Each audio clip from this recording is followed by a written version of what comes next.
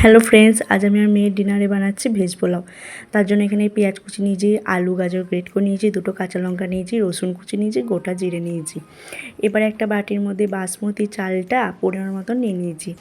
ভালো করে ধুয়ে আবার একটু জল দিয়ে প্রায় 15 মিনিটের মতন আমি ভিজিয়ে রেখে দেবো। তারপরে একটা প্রেশার কুকারের মধ্যে একটু চামচে করে বাটার নিয়ে নিয়েছি। বাটারটা হালকা গলে যাওয়ার পর তার মধ্যে আমি এবার অ্যাড করব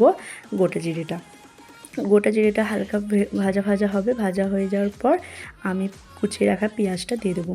কুচিয়ে রাখা পেঁয়াজটা একটু হালকা ব্রাউন হবে। ব্রাউন হয়ে যাওয়ার পর তার মধ্যে আমি এবার দিয়ে দেবো গ্রেট করে রাখা আলুগুলো। আলুটা হয়ে যাওয়ার পর তার মধ্যে কিছুক্ষণ পর দিলাম গাজর কুচিগুলো।